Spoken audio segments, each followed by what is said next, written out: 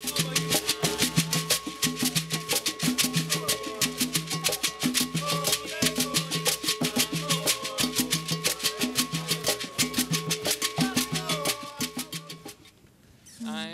Peter Ohs. I'm Andrea Sisson. We are Lauren Edward, and we use Wikipedia. We do. While living in an empty schoolhouse on a tiny island near the Arctic Circle, in the middle of a snowstorm, we Wikipedia'd imagination. And on Imagination's Wikipedia page is a small section titled Imagination and Perception. And it says, from the work of Jean Piaget, it is known that perceptions depend on the worldview of a person. The worldview is the result of arranging perceptions into existing imagery by imagination. From here, we followed link after link after link, absorbing everything Wikipedia had to offer about imagination, perception, creativity, developmental psychology, Jean Piaget, worldview, Weltanschauung, Hawthorne effect, brain physiology, etc., etc. After absorbing all this information, we stepped back from the computer and we condensed it down into one single image that helps us understand the world we live in. And that image is this. This is the world I live in. And this is the world I live in. Let's put those on. This is me, the individual, this little black dot. This is my worldview. It's comprised of my individual experiences, perceptions made sense by my imagination into the world that I understand. And this is the magical realm of possibilities here. The adjacent possibilities which are based on my own current understandings in my worldview. So they're the possibilities for my life, my world, my future. Yeah. Our worldview started out Midwestern. I grew up in Northwest Ohio, Andrea grew up in Cincinnati, and we both grew up dealing with issues of mental illness in our families. Yes, we did. And then we met each other.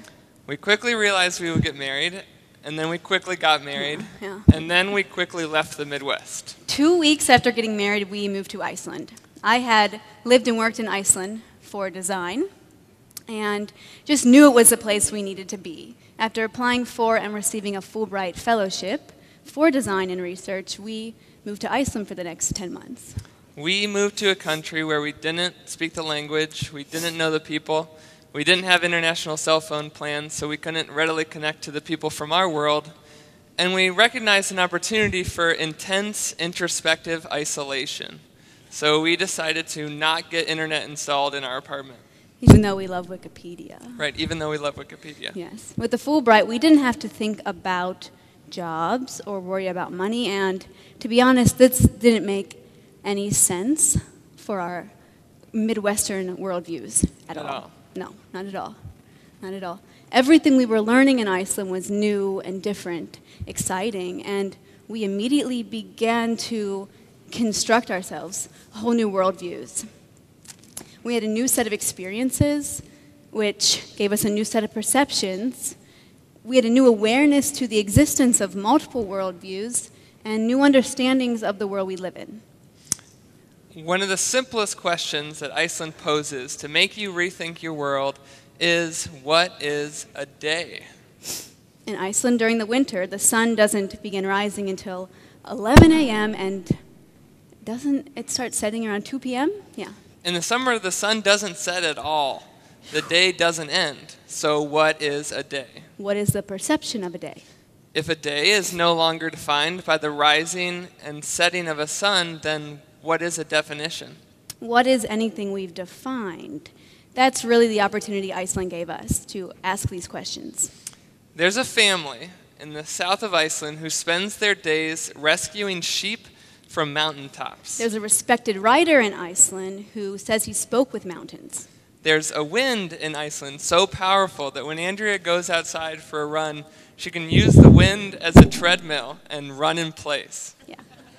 Now, if you go on a car ride with a local Icelander, they might just tell you that, yes, you are seeing a face on the mountain because that face was once a troll that's been turned to stone. there's a crack in the ground formed by flowing lava that you can crawl down into, and at the bottom there's a stream of hot water that you can swim in naked. So all of these things made us think. If there are more glaciers than billboards, then... If the daily paper reports that elves have been tampering with construction sites, then what does this say about the world that we understand? The world we've defined. During our time in Iceland, our worldviews were shifting and changing. And here comes the blow. There was a specific issue that kept coming up. It's the issue of my younger brother and his mental well-being. For 7 years prior to Iceland, the people surrounding Jake, including myself, had been, and you at some point, have been seeing this issue from the same perspective, the same worldview. And for 7 years, we were exhausted. We felt that we had tried everything, every solution. We tried everything we knew of in our existing worldviews. Yeah. When I came into the issue, they were already 5 years into the cycle. Jake had been diagnosed depressed, bipolar, schizophrenic, schizoaffective, bipolar, schizoaffective, on and on. And with our experiences in Iceland, we couldn't help but think, what is a day? What is a diagnosis? What is an illness? Our worldview defines these things. There's no way now, with our new worldviews, that we could answer those questions the same way. Our new experiences created a whole new set of possibilities and solutions that flourished all around us. We could not ignore them. They were begging us, prodding us to see them, to continue to engage them.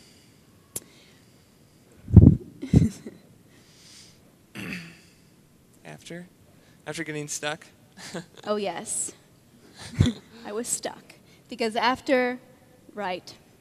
every step we took in our new world gave us all these new possibilities. And after being stuck for 7 years, that was extremely energizing. We turned this experience into a film called I Send You This Place.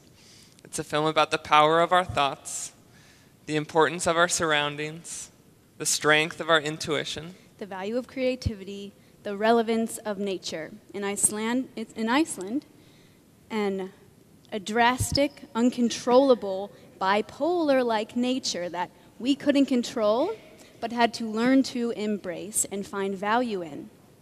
It's about the context in which we view things. I remember as a kid mowing the yard, running over dandelions, and dandelions, of course, meant that we didn't have a well-maintained yard. But when I looked at my neighbor's yard, it was clear from their little orange plastic flags that they had spent money on fertilizer and chemicals to kill their dandelions. But now when I shop at Whole Foods, they're selling dandelions. And I learned that dandelions are full of nutritional value. They're used in food and soups and teas, and in some cultures are highly valued, but in our culture, dandelions are weeds. In common American society, we have defined dandelions as weeds.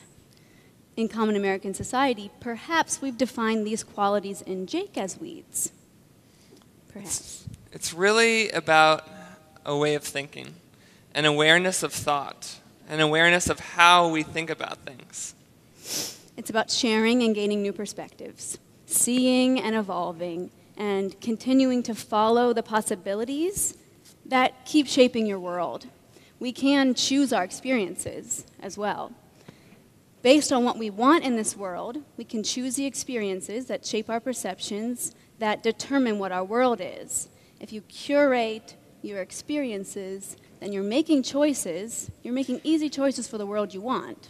We choose our vocabulary, our ethics, the food we eat, the movies we watch, the roads we drive down, the streets we walk on, the people we spend time with, the conversations we engage in, the colors we wear, the things we know are healthy for us. Actively pursuing the kind of experiences that continue to connect us to the things that are important to us in this world. This is the world I live in. And this is the world I live in. When we put them together and we combine them with all of our individual worldviews, we make up the collective worldview. We make up society. All individual worldviews make up this world, and how the world works. So here's an idea. Choose your experiences, curate the world.